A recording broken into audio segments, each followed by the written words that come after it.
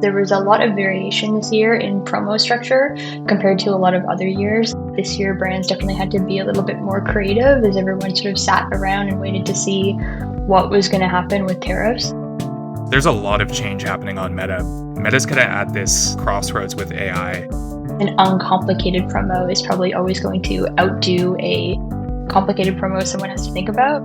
What thoughts are dancing through our heads right now around Q4 preparedness? The biggest thing that's been top of mind for me is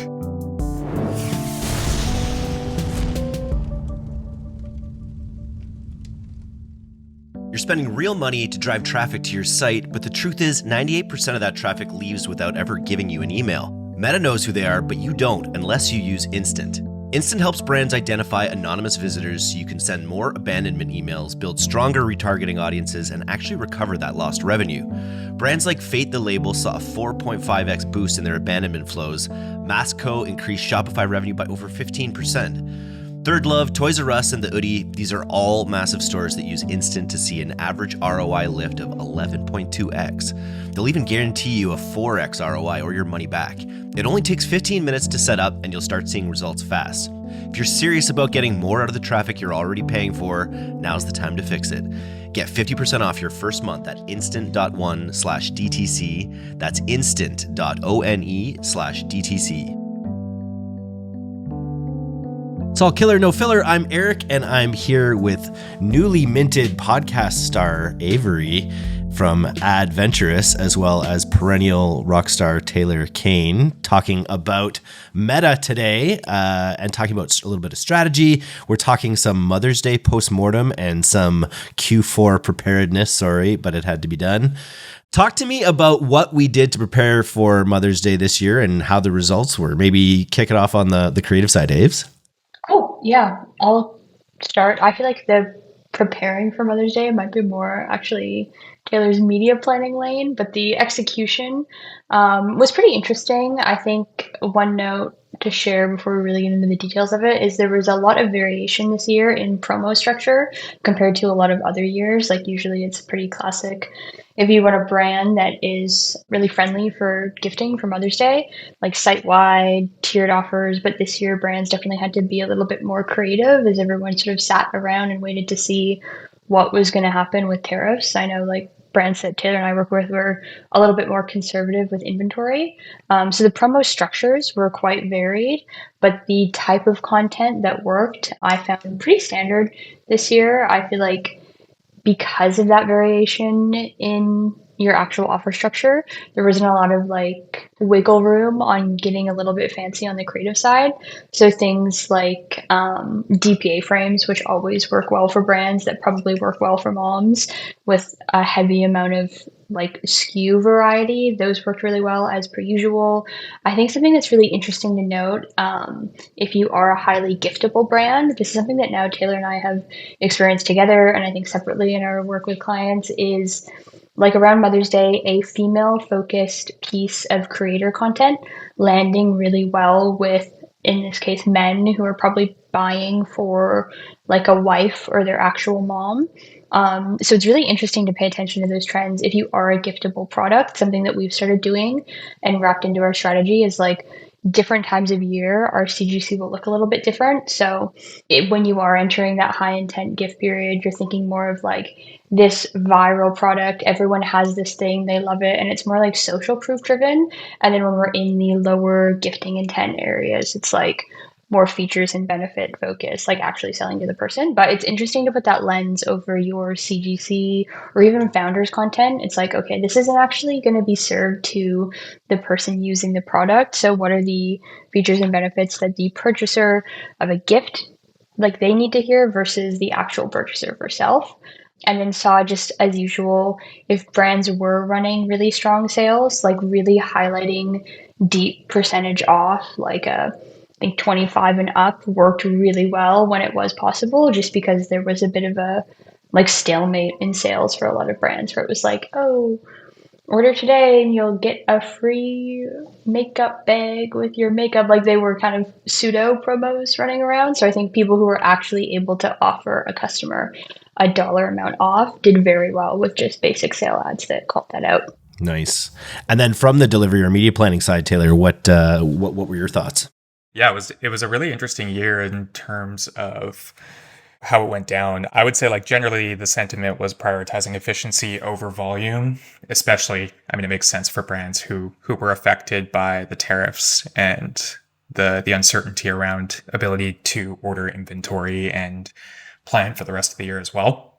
But we definitely had some positive outliers as well as some more kind of moderate growth trends. I think one of the really interesting things that I noticed from a media delivery perspective this year was less of a CPM spike on Meta. So we actually saw it across our brands, just looking at the average, this month in May was the first month of the year that has had a lower CPM than last year at this time, which was really interesting. And it kind of goes hand in hand with like the rate of change in some of the scale components, I think, right? Like CPM is typically going to go up when you increase volume more drastically. But from reviewing the data post-mortem, I can see a pattern, more of a holding pattern here where I think brands looked generally to prioritize trying to increase profit margin at a moment like this rather than prioritizing as much scale as they maybe have in past years. Did we have any brands that were? I remember I don't know if either of you were working on them, but I know Pilothouse has worked with brands that just sort of like got fairly lucky in that they ordered a lot of inventory ahead of time and are now find themselves in a really like great position to be hitting the scale button when others can't. Yeah, it's definitely there are brands where I could see examples of that happening, like really taking advantage of the moment. And I know we've got a lot of brands that are kind of in that pre-Father's Day, Memorial Day zone where they're looking at that as well coming up. But yeah, brands that were in a strong position look like they were able to capitalize quite effectively this year and drive some significant growth. What was the best ad? Like, what was the best angle that like worked on moms this year? I guess no, because it's all gifting, and a lot of moms aren't buying themselves stuff, so it's all like what was the best gifting angle we ran? I was gonna say like the opposite best gifting angle, but like the best angle was just like this thing is cheaper than it usually is, which I think really is reflective of where the market is. It was like people were kind of in a desert of no promo action. So I think we were saying those brands who ordered a lot of inventory or maybe tariffs weren't a concern to them and could really put the pedal to the metal and say like, we are offering a steep discount. They really saw like high yield results from that. And then on the gifting front, I think always like you see ads pop up with like kids style drawn art. We had a few of those running around with some of our accounts, which is always fun. And then I think too, anytime just calling out, especially if it's relevant to your brand, like this is like a elevated Mother's Day gift. It's not like a pair of PJs or maybe a bouquet of flowers, like things that are net new and a little bit novel, I find did really well is like almost like break the mold, get something that's actually nice this Mother's Day. What did we mean? I think this is a switch to a more technical topic, but what do we mean by the in-between era that we find ourselves in with Meta right now? Yeah, there's a lot of change happening on Meta between the wider rollout of threads starting to happen. I'm sure a lot of advertisers, if they're in their building, have started to see their threads profile popping up as an option to select within the ad settings. But beyond that, I think Meta's kind of at this crossroads with AI. We've seen it with Advantage Plus shopping campaigns started, like they've been phased out of a lot of accounts. Some accounts still have access to the legacy structure, but Meta's pivoted over to the simplified combination of Advantage Plus shopping and business as usual in Advantage Plus sales campaigns. And we've seen, generally speaking, softer performance from that campaign type than we have ASC. So I think for a lot of advertisers, there's also all the Advantage Plus creative AI enhancements constantly changing and coming into play. There's things in advertising settings in your account that a lot of advertisers might not even be aware of. It's a pretty interesting time on Meta. So not being afraid to try various tactics can be quite helpful right now. Like for one example, I've done a lot of testing between the new Advantage Plus sales campaign versus building out new promo ads in a legacy Advantage Plus shopping campaign in accounts where I can't create a new Advantage Plus shopping campaign, and then looking to see how the results compare across my tracking sources. respectively. So yeah, it's an interesting era on Meta with a lot of change. And I think we're kind of between some of the holding patterns of the past few years, and moving into this new frontier where there's a lot of change on the horizon as well. But you still have option to use both at this time. They haven't, despite Zuck's aggressive comments the last week or the week before about replacing all media buyers, a little exaggerated for now. Exactly. Yeah. There are some interesting patterns, right? Like, and the other thing I think of that really paints a picture of this is one thing I was tracking was the algorithm's ability to shift like demographic delivery pre and post Mother's Day. And I know like Aves and I were chatting about an example where I saw that one of our hero campaigns for a brand was showing like it was very clearly delivering to a gift forward audience. And then as soon as we kind of moved out of the Mother's Day period, we started to see that shift in terms of delivery at the gender level, which was really interesting. So like, Meta's continuing to get smarter and smarter in some ways, learn quickly. But then I'm also seeing success going kind of against the grain and doing things like running Instagram only targeting and ad sets for brands where it's a better fit with the persona. So to your point, like there's still a place for a media buyer and a media planner these days. And with everything that's changing, I don't know if I see that shifting too soon. Any word on Threads? On like there's a platform I haven't thought of in a while, and I see that they've had a pretty decent growth since the huge like initial exodus that they kind of like. It looks like they've kind of got back into steady growth. Have we seen? I know Twitter is like a notoriously hard platform for e-commerce people to monetize, or it has been. What's the early look on Threads? Yeah, to be completely honest, I don't have a lot there yet because it's still so new, but I'm definitely intrigued by it. I think like you always wonder, I think everybody who's on Instagram probably sees those thread suggestions that pop up, and then the way it's designed, it almost gets you to click through on those directly. And it's going to be interesting to see how they leverage all the nuances with it. I think like what I'm optimistic about is like we know that the power of delivery on Meta is so strong for so many brands that it's potentially a cool opportunity to tap into as well for that style of ad. Aves, do you have anything to add there? No, I think just kind of like wait and see a cheeky, like as we start to work with more brands activating and thinking about Threads a little bit deeper, I'm sure we'll have some better creative focused insights, like what's really working there. Or we'll just be like, just turn it off because it's garbage. It's garbage. Yeah. It's garbage. It might Sorry. be. I always wonder with platforms like that when it's like a platform's baby, like because it's gonna want to put Threads in there as much as possible. It's gonna want, I guess, I don't know. It's gonna balance your goals as a brand with Zuck's goals of getting that platform monetized. That's exactly why media planners are so important, just as another shameless plug, because that balance is so key. Exactly. We know Zuck listens to the podcast, so don't take it personally. Also, it's what are we in? We're Q2 now, but we're talking about Q4 and Q4 preparedness. What thoughts are dancing through our heads right now around Q4 preparedness? Another shameless plug, if Taylor's going to do it, this week on Adventurous, it's like a 30-minute episode. It's all about planning for Memorial Day. Because in my mind, and I think Taylor, sometimes we share a mind, Memorial Day is like the moment to actually start testing for Q4. I think in like the work that we all do, Q1 and Q2 is really about like, are we launching new products, like figuring out the product development pipeline, and then things start to get really serious, like the end of Q2 when we start thinking about like product orders, how much are we going to need for Q4.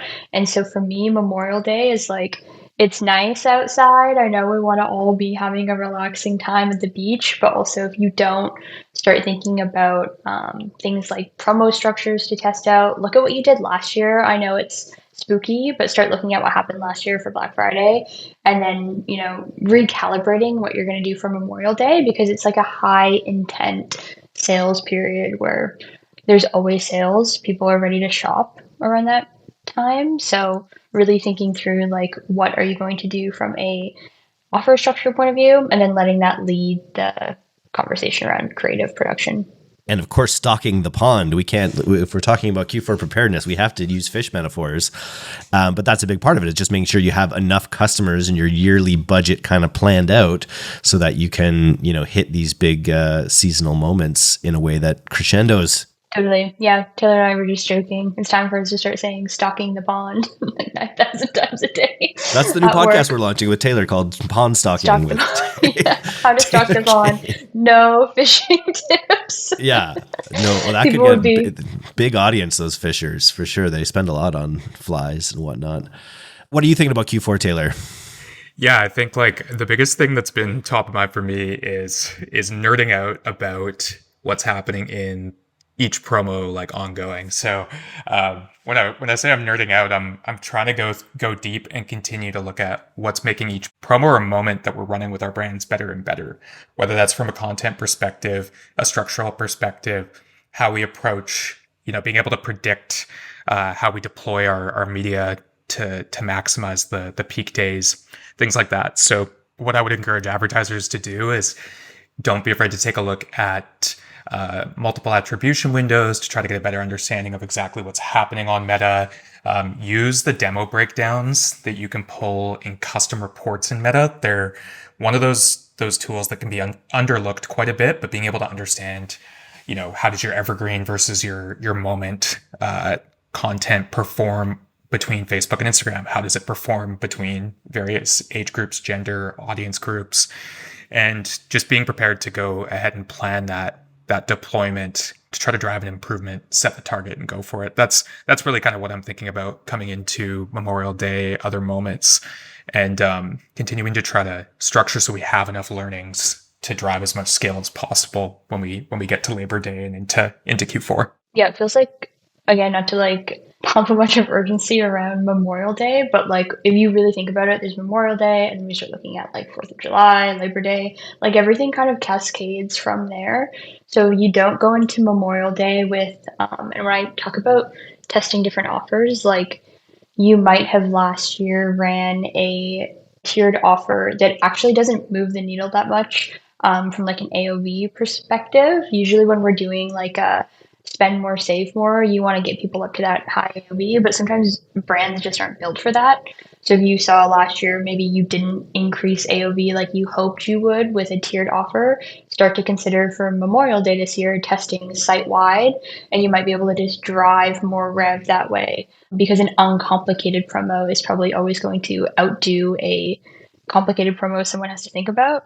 So really thinking about those nuances, I think matters so much for Memorial Day, because then you can start planning, okay, we'll run a site-wide offer for Memorial Day and then 4th of July, gift with purchase. Like you have more time to play with if you are more prepared at this point, which is only May. I know it's really sad, but gotta take your medicine. Have a good summer. Yeah. I'll have a good summer when we're retired, Yeah. Stop worrying about Q4 when you're retired. You just got to have a good summer while being ruthlessly focused on driving shareholder and client results. Easy. And at Pilothouse, we get Friday afternoons off, unless you're trying to drive those amazing results, which we do. And great shout out for your podcast, Aves. You're off to a great start. I think it was close to 300 listens on the first episode, which is super exciting. What else can we look forward to on this season of Ad-venturous? Good question. I actually was talking with some guests. I won't spoil a bit. Some exciting guests from different creative backgrounds over this week. And I think we're just going to keep nerding out about different types of ads and the kind of history of ads, while like sneaking in episodes like this week where it's very like, okay, I'm still in the tools. I know a lot about Memorial Day planning. Here's that information. I think that like balance so far is really fun between like big nerd out session and then very tactical, practical advice that if you're a founder or a brand owner, you can do the next day and hopefully see results. Any dream interviewees out there that you'd love to have on? Anytime someone asks this, I don't know if you guys will get this reference, but there's this JoJo Siwa meme where she's like, dream podcast guest, probably my ex, and it's so funny, like underrated. It's a JoJo Siwa meme. So in honor of JoJo Siwa, probably JoJo Siwa herself would be my dream podcast guest. Really Nice. Nothing to do with marketing, although we love the bows that she just wore on a reality show, and then made millions of dollars off of as a young woman. So and then Katy Perry, she's a master at generating bad publicity that ultimately makes people appreciate her more. I think that's what's going to happen. Yeah, those are the 2 dream podcast guests. And you got to have Eugene Healy back too. You got to have Eugene. I know that's a real one, but you got to get Eugene Healy was such a good guest, and I think you and him could chop it up so well. Totally. Yeah, I was chatting to him when I was talking about launching it, and we're definitely going to get him on the pod again. I've been trying to get Ken Sakata from Front Office Code. You guys follow him? He's like he talks about the history of apparel. He talks about the history of sportswear and denim and merging like workwear with Japanese workwear. And he puts together these extremely interesting stories where you just learn so much about like textiles and apparel. And then he also makes this like the cool, I just bought like the ultimate pair of dad jeans and spent like $300 on jeans just because I follow this guy and I'm so like trustworthy of his story and his knowledge, and I feel like we've got this great connection. So I was like, now I bought these jeans, so now he's got to come on the podcast because I think that his approach would be super interesting. That would be very cool. I feel like all of us have those like creators in different spaces where it's like, I just follow what you set the marching orders, I follow them. Mine's this like girl, I wish I knew her full handle, but her first name is Connie. She's not that big of a creator, but she gives like advice on what to buy, and I love it. I sop it up. And then also just a plug for Taylor, if you're not following at Pilothouse Team, I think, is that what it is on Twitter, on X? Then you've got to tune in to Taylor. He's just like every week he's putting out like really, if you love these podcasts about meta, Inside Baseball on Meta, Taylor is talking deep meta stuff with all of the biggest ad nerds on D2C Twitter.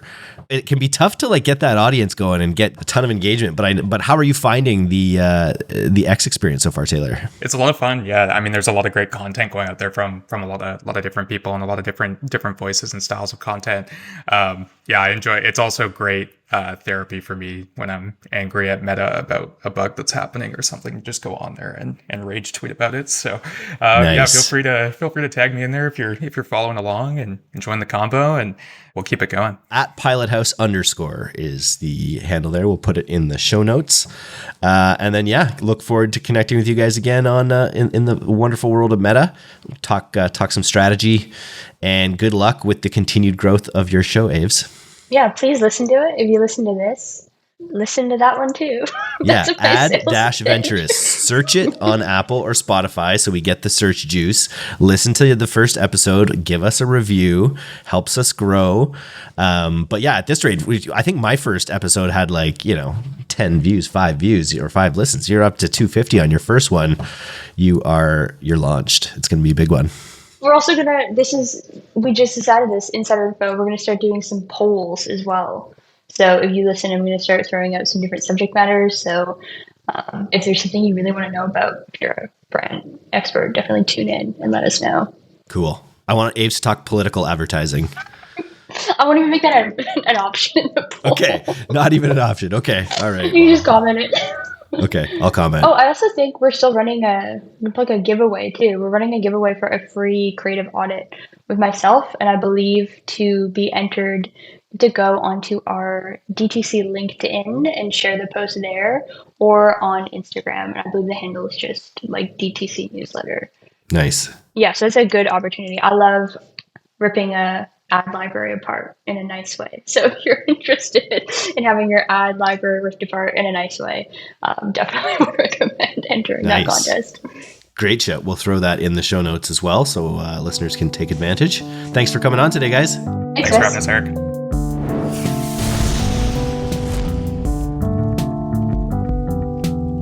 Thanks for listening to today's episode. If you're not getting the D2C newsletter, you can subscribe for free at directtoconsumer.co. And if you want to learn more about Pilothouse's all-killer, no-filler services, take off to pilothouse.co. I'm Eric Dyck, and this has been the D2C Podcast. We'll see you next time.